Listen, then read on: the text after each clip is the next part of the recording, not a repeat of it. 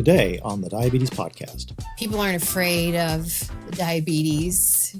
What people are afraid of is what it could potentially take from them.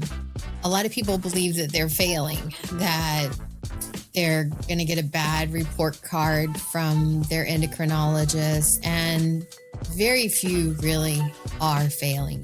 You don't get to quit. The second you stop doing the things that diabetes hates, diabetes gets comfortable again. I have seen people's kidney function improve. I have seen diabetic retinopathy improve. I've seen people who used to have shots in their eyes not need shots in their eyes anymore. And I've seen people's vision clear up. Hello and welcome to the Diabetes Podcast. I'm Richie. And I'm Amber. And Amber, today we're going to shake it up a little bit. Today, we're going to be talking about really some of the best takeaways you have from more than 23 years in diabetes care, in working with thousands of patients. Tens of thousands. What are the kind of patterns? What are the kind of that you got from that? Yeah, well, firstly, I want to say, in thinking about a topic for today's podcast, I was thinking, wouldn't it be fun to kind of distill what I've learned in 20 years as a diabetes educator? Like, what are the big takeaways? And my mind went blank. I was like, I've learned nothing. I know nothing. I just could not come up with anything. And when I really thought about why I was feeling that way, because certainly that is not true, that I don't know anything about diabetes after 23 years of working like this one-trick pony-ness that is what I do. And I realized it's because everyone that I've worked with so what I have learned has come from people living with diabetes and what I have been taught by them about the way that they feel, about what they feel that they're up against, the fears that they have, the dreams that they have. And so I pivoted and thought that is really what this episode should be about, is not what I know, but what I have been taught by people who live with diabetes day in and day out. And so I think one of the first things I've learned is that people aren't afraid of diabetes. You know, diabetes is diabetes. What people are afraid of is what it could potentially take from them. The fear that it could damage their eyesight, or life as they know it is no longer going to be the same, that they can't eat the same with family or at parties. I think of one grandmother who was really sad that she couldn't have cake at her granddaughter's birthday party. And it even went so extreme with this particular person that she missed her grandchild's birthday party because she knew she couldn't resist the cake. And it's just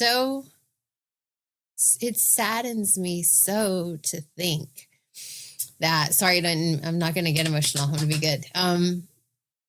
That's so huge. It's so extreme to think of missing something so important to their grandchild and so important to them, for fear of what that could do to their blood sugar. Because certainly I'd rather see my grandchild than go to their birthday party. And that's another thing I've learned, is the reasoning behind it is not always the most sound reasoning, but it makes perfect sense to the person experiencing that fear. So that was a big one.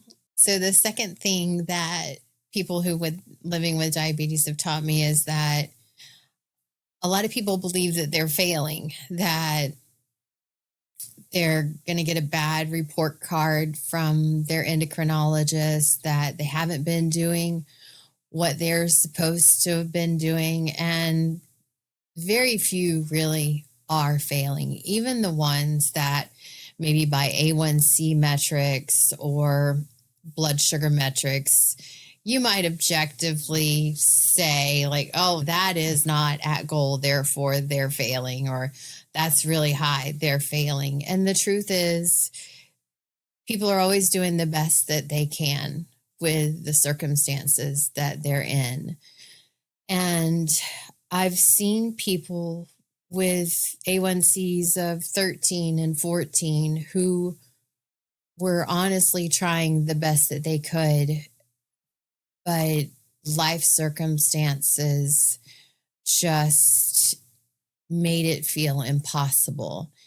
And I think that the understanding of what that high of an A1C can do to your body didn't make it feel urgent to the other things that they were up against. A lot of people who have A1Cs that high, they've also got a lot of insecurity around finances.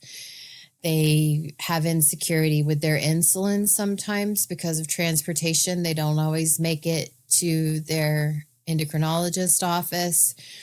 They don't always understand that they could go into diabetic ketoacidosis and then they're hospitalized. And sometimes there's a really high hospital bill associated with that. And you're like, how is there not? I mean, sometimes Medicaid will cover a lot of that, but there's a lot of different reasons. People oftentimes believe that they've got to have a prescription for insulin.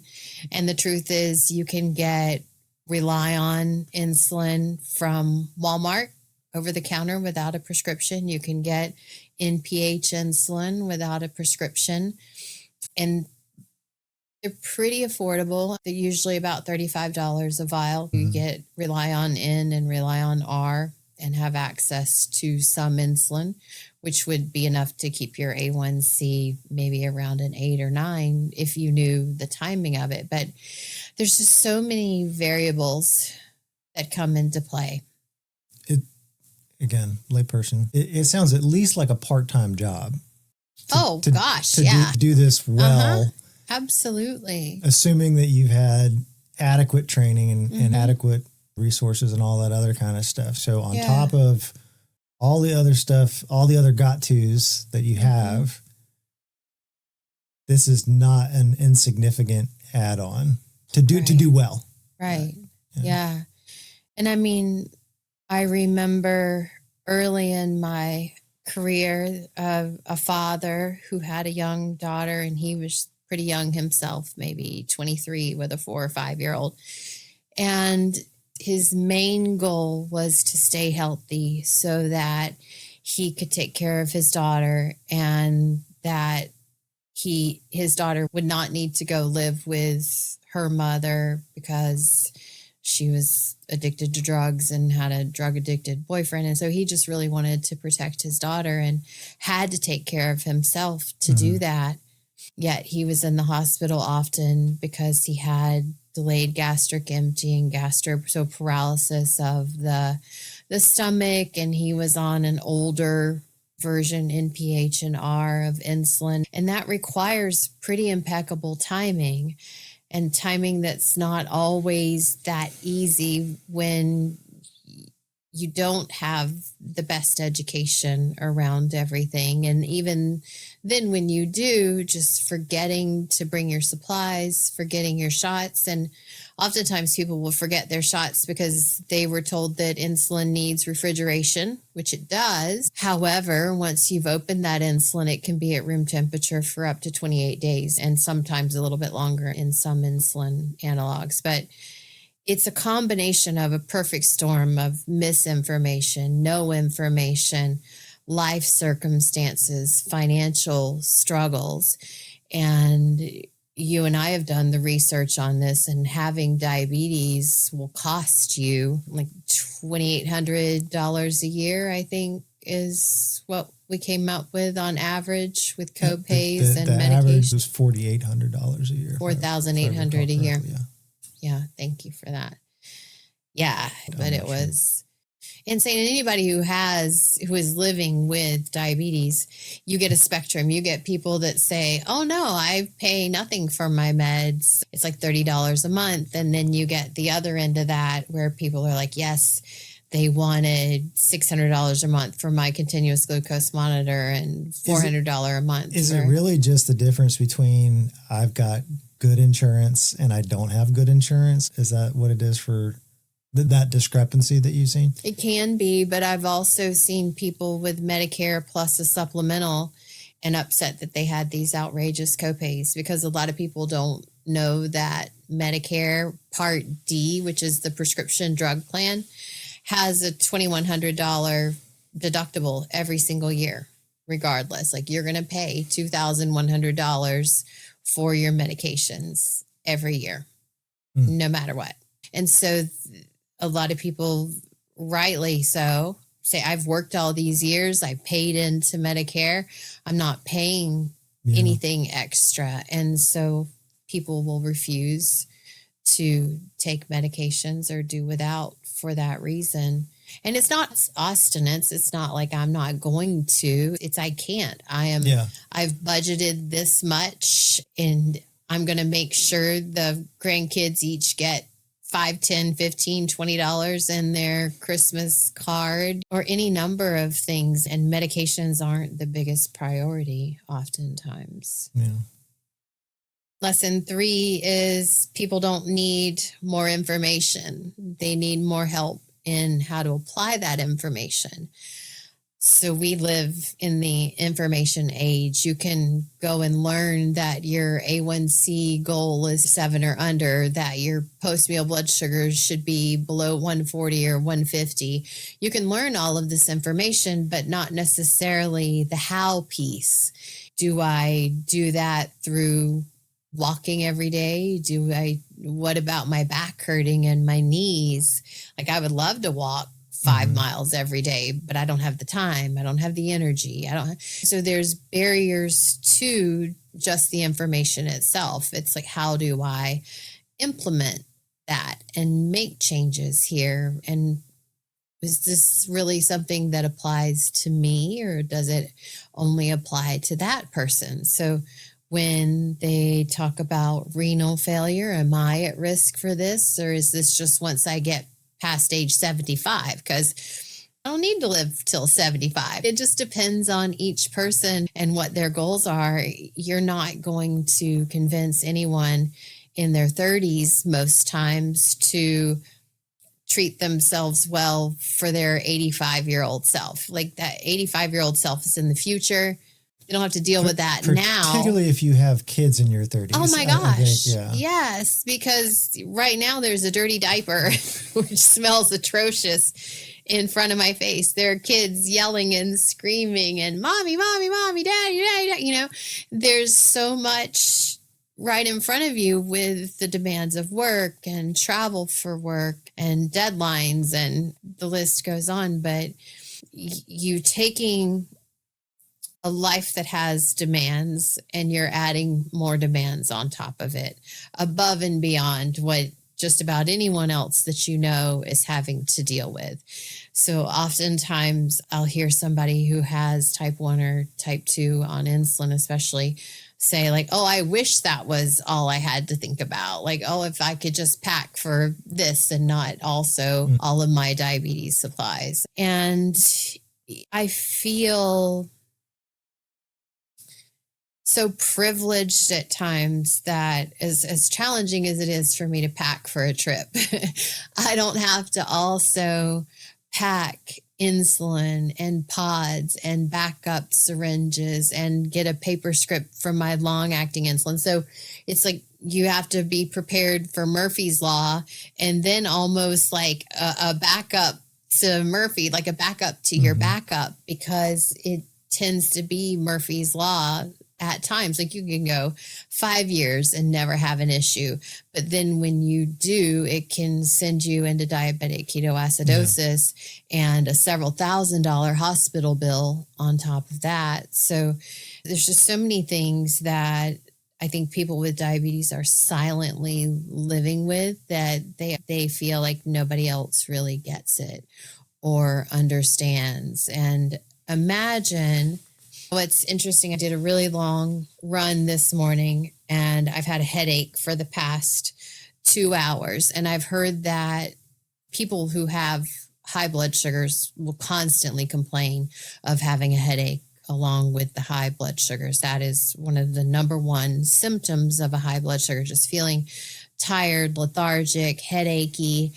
And I couldn't imagine if this was like my daily life, just headaches every single day from high blood sugars or feeling low on energy. And then on top of that, so I feel one way and then it swings completely the other way maybe an hour later because of rage bolusing. You're like, I'm going to get this blood sugar down. So I'm going to take a lot of insulin and then fly down. And now I'm shaky, sweaty. I feel like my life could end at any moment. And those are the kind of responses that I've learned from people through the years, the challenges that they have. And it's just like, how can I help? How can I help? And no, I can't go home with you and give you your shots and tell you all the things and keep track of things and be your personal assistant. I think everybody with diabetes needs a personal assistant for free because who has the extra money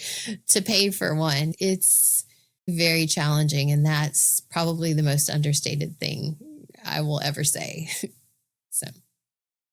Okay, so lesson 4 is that, oh, I love this one. Hope is more powerful than fear. So it's easy to, I won't say it's easy to give up. I've seen oftentimes where people will give up because they feel like I go to the doctor every 3 months. I get this changed. I change that medicine. I do this. I eat this. I try this diet and nothing works. So what the heck am I doing? I think the word sequence that I've heard probably 8 times in the past 2 weeks is even if I'm doing everything right, that whether that's true or not, that there's a belief that I have gone down the entire checklist of all of the things that I'm supposed to do to kick thing in the butt, and it still keeps getting worse. And the medications still keep increasing. I hear that time and time again. Yeah. And there's many reasons someone can feel that way. And it's multifactorial, that it's the information age. There's so much information out there. And Tommy said this worked for him. And so I followed what Tommy did. Didn't work for me. Why? I'm discouraged, let down, disappointed. And then I'm going to try this diet and I'm going to be really strict with it. And it's not sustainable at all, but I'm going to do it to the letter, because if this fixes it, if this changes it, then I don't care. I'll make it sustainable. And then after all that effort, all that work, sometimes all that money, depending on if you bought new foods, switched everything out of your fridge and freezer and pantry, or paid for a meal plan or something like that, then when it doesn't work, it's even more discouraging in that space. And also, because this is a degenerative condition sometimes for many people, you have to always kick it up a notch. And you could be doing the same thing that worked for you from 1996 to 2006. And all of a sudden, when 2007, 8, 9 hit, you really took a turn for the worst and you don't understand why. And that's something that... There was a lot of things going on around 2008, 9. Yeah. Well, I just randomly chose the year. But yeah, there's so many things going on. And it's just like, then what do you do? Because you feel that you've already cut out this. You've already not eaten any sugar and you cut out the sweets and you're walking daily. So what more can you do? And the answer to that depends on the person and where you're trying to go and what you want to achieve. But most of the time people are like, well, I want to achieve good blood sugars. I just want it to go into remission. That's what I want to achieve. And some people can achieve remission with a 5 to 7% weight loss, whatever that looks like for them. It might mean to get that 5 to 7% weight loss, you have to start lifting heavy weights. And typically people will gain weight before they lose weight when they do that. So it might mean that you go on a whole food plant-based diet. It might mean that you only have red meat once a week. It looks different for different people and what they want to do, what they're willing to do. And the bottom line is what is sustainable across time, because that's where you'll be successful in a diet. It's not, is it this one, that was what's sustainable across time. So back to that original, like, I feel like I've tried everything and failed. It kind of harkens to like, what exactly is everything? Because anytime I've heard that from someone, I've never listened to all of the things and said, oh, wow, you really did try everything. And sometimes I'll say that to the person because they tried a whole lot of things, but they didn't necessarily follow research-backed, proven things to work. It's like, you go, well, you lost weight and then you did get your A1C down, but I've seen over that 5 to 6 years that weight came back on, and so did the A1C rise along with it. So in your mind, you can think I did everything, but some things definitely did change. And correct me if I'm wrong, usually the I did everything means I'm not doing that anymore. Or when we talk about habit adoption, when we talk about lifestyle change, and we talk about all these kind of things. Oh, I see what you're saying. That there is a, maybe it shouldn't be unsaid, but it needs to be an understanding that these habits are your new norm. Whatever the habits that are going to be sustainable for you are. And again, we advocate things that work. This is the forever gig. This is going to be the rest of your life is going to look like this. So there will never be a time when you can, I did it. I finally, even if you finally put diabetes into remission, my A1C is where it needs to be and my blood sugar is where it needs to be and I'm off the meds. You don't get to quit. You still have to continue going, because it will absolutely come right back. It will, the second you stop doing the things that diabetes hates, diabetes gets comfortable again. And it gets harder to maintain muscle mass with age. It gets more challenging. And some could argue against that. Just candidly, everything gets more difficult with age. The number one risk factor for type 2 diabetes is age. So even if you are doing everything perfectly, you're still going to become increasingly of a higher metabolic risk just by continuing to breathe for long enough. Yeah, everything that kept the A1C under 7 in 2016 might not be enough to keep the blood sugar and everything under control in 2026, because I almost guarantee you that the body composition has changed in those past 10 years, that even if you weigh the same on the scale, it's very likely that you have less muscle mass, you have more fat mass, you have more visceral fat. And I can look at photos of me when I was 17 and 18, and I'm like, ooh, I had no fat on my abdomen at all. Like, look at that little waist. And now it's like straight up and down. And my weight really has changed maybe 10 pounds since high school. No, more like 5. And I think it's not because it's more of a shifting of body composition. I think the weight is relatively the same, maybe 5 pounds more, but I have less muscle than I had then and more fat mass than I had then. And it's not for lack of trying to maintain it, but my exercise levels in college were unsustainable to a mother of 3 with a full-time job. You had a lot more college, free time. Yeah, it's pretty high level back then. And so it's challenging to sustain that throughout your lifetime. And so doing what you did then either might not still be achievable at this stage in life. So maybe you have to look at other things that are achievable, maybe more lower impact stuff, how to lift heavier safely, looking into things like that. Period. I think let's just be candid. Most people don't lift heavy. Most people don't lift, period. That's kind of where I was and most people don't lift heavy. Yeah. Absolutely. And that is especially important. It's important for everyone, but it's even more important for people with diabetes who need that glucose to be able to go into the muscle cells more easily. And the more muscle cells you have, the more easily sponges to soak up the sugar. Exactly. So to go back to I think the way that you phrased the lesson was that hope beats fear. Yeah.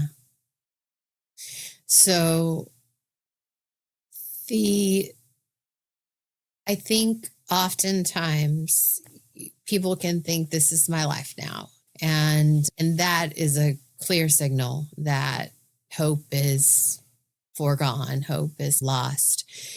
And that could not be further from the truth. It can really feel that this is my life now when someone has stage 3 kidney disease, when someone has some diabetic retinopathy and can't see as well as they used to, when someone's got interrupted sleep from waking up in the middle of the night and needing to use the restroom often, when there's numbness, tingling, pain in their hands and feet, especially when their physicians have said this is something you're going to have to live with, nerve damage is permanent. It can feel really bleak and hopeless many times. So I'm not saying that feeling is not justified or that how dare you feel hopeless. I am saying that hope exists in spite of all of those things. I have seen people's kidney function improve. I have seen diabetic retinopathy improve. I've seen people who used to have shots in their eyes not need shots in their eyes anymore. And I've seen people's vision clear up. And I've seen people return to hope, because once you see the numbers after meals coming down, and once you feel more energy, you have a quick pathway back to hope. You see progress, and it's very motivating. So that hope is stronger because that begets more motivation, which begets more behavior change and just a new outlook on what is possible, because the alternative is really grim and it's a slow, painful, ugly. I don't know a better way to put it. It's not the way to go. You bring up a kind of a useful point, and I think we've talked about it together, not specifically related to diabetes, but whatever it is that you're doing, whatever it is that you saw that you're gonna try, or you're gonna do whatever, if you don't go into that with the expectation that it's going to work, what are you even doing? It won't work.